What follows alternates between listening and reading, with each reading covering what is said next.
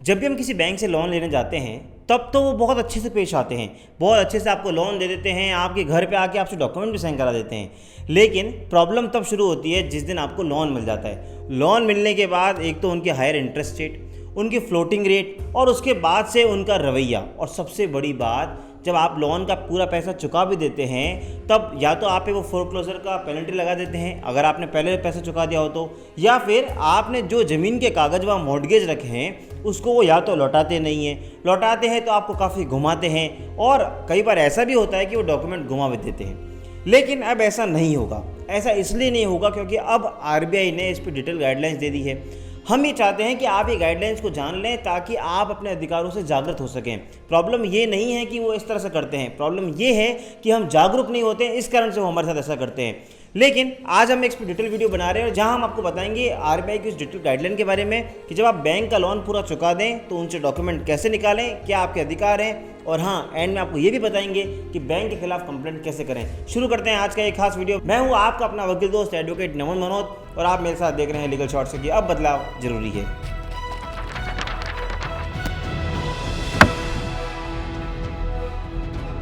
दोस्तों आज हम बात कर रहे हैं रिजर्व बैंक ऑफ इंडिया की 13 सितंबर 2023 की गाइडलाइंस के बारे में। मैं नीचे लिंक भी दे देता हूं, आप चाहें तो गाइडलाइंस भी पढ़ सकते हैं। और हाँ, वीडियो शुरू करने से पहले एक जरूरी अनाउंसमेंट, अगर आपके जीवन में कोई कानूनी समस्या है या आप कोई राय लेना चाहते हैं, नीचे लिंक दे रहा हूँ, आप उस लिंक पर क्लिक करके मेरी टीम से या मुझसे बात करके घर बैठे कानूनी समस्या का समाधान पा सकते हैं। तो आज हम जो आरबीआई गाइडलाइंस के बारे में बात कर रहे हैं वो है कि जब आप लोन का पूरा पैसा चुका देते हैं उसके बाद क्या आपके अधिकार हैं। इस गाइडलाइन को सिंप्लीफाई करने के लिए मैंने इस गाइडलाइन को 5 पार्ट्स में बांट दिया है, जिसके बारे में आज हम इस वीडियो में बात करने वाले हैं। सबसे पहला पार्ट, आरबीआई की गाइडलाइन कहती है कि जिस दिन आपने अपने लोन का पूरा पैसा चुका दिया, यानी जिस दिन भी आपने पूरा लोन का रीपे कर दिया है, उससे 30 दिन के अंदर बैंक आपको सारे आपके ज़मीन के कागज़, यानी जो मॉर्टगेज रखी है प्रॉपर्टी, उसके कागज़ आपको लौटाएगा विद इन 30 डेज़।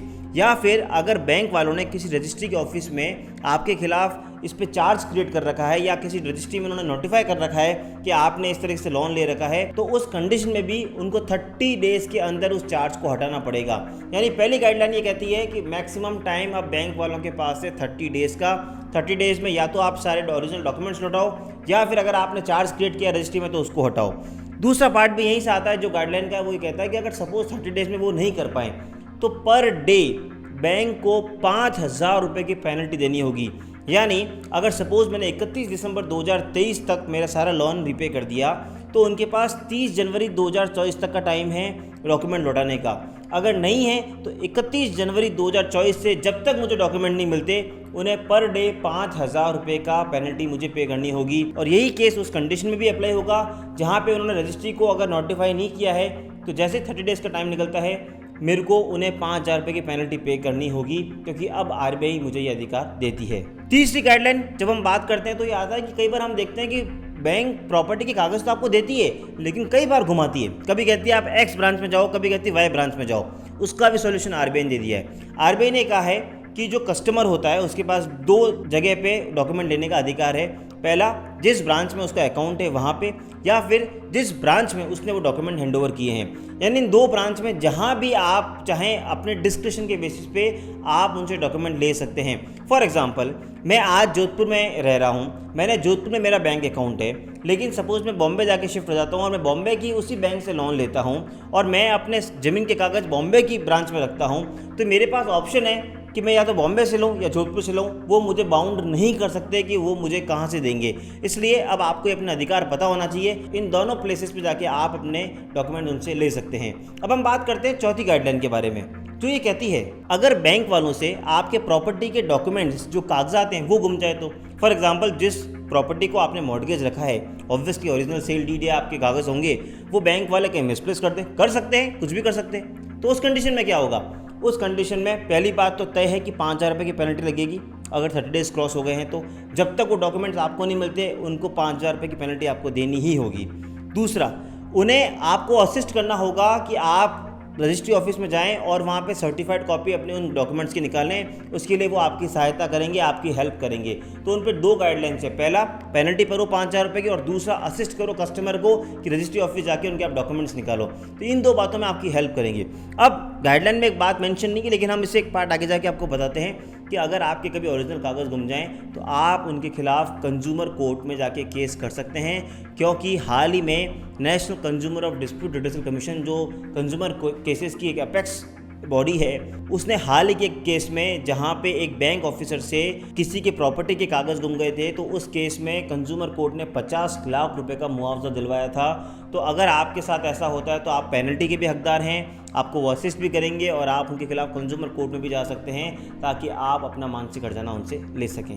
पांचवी गाइडलाइन भी इससे आती है कि जब आपको कोई लोन सैंक्शन होगा तो एक सैंक्शन लेटर आपको मिलेगा।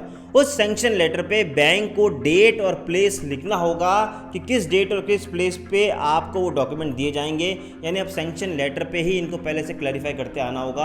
अगर नहीं करेगा तो उसको भी आप चैलेंज कर सकते हैं, क्योंकि अब आरबीआई आपको ऐसे अधिकार देता है।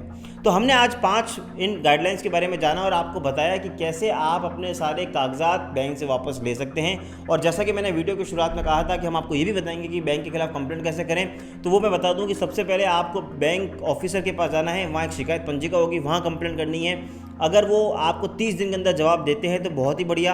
अगर 30 दिन में जवाब नहीं आता है या आप उनके जवाब से संतुष्ट नहीं हैं, तो उस कंडीशन में आप आरबीआई ओम्बड्समैन स्कीम के तहत उस ऑफिसर के पास जाके अपनी कंप्लेंट दर्ज कर सकते हैं। हो सकता है वो आपकी समस्या का समाधान कर दें, बशर्त आपने पहले बैंक को अप्रोच किया हो। और आपको एक साल का लिमिटेशन पीरियड भी ध्यान रखना है कि आपको अपने ग्रीवेंस से 1 साल के अंदर आरबीआई ओम्बड्समैन स्कीम के पास जाना है। अगर इन दोनों से भी आपका सोल्यूशन नहीं होता तो तीसरा ऑब्वियस सी बात है, कंज्यूमर कोर्ट तो आपके पास हमेशा खुली है। आप चाहें तो कंज्यूमर प्रोटेक्शन एक्ट के तहत बैंक के खिलाफ कार्रवाई कर सकते हैं। मुझे पूरी उम्मीद है कि आपको आज का वीडियो पसंद आया होगा, और हाँ, इस तरह का कंटेंट पसंद आ रहा है तो please subscribe this channel, bell icon दबा दीजिए, और कोई ओपिनियन चाहिए तो नीचे लिंक पर क्लिक करके हम तक पहुँचिए। मिलेंगे अगली बार इसी तरह की वीडियो के साथ, तब तक के लिए जय हिंद, जय भारत।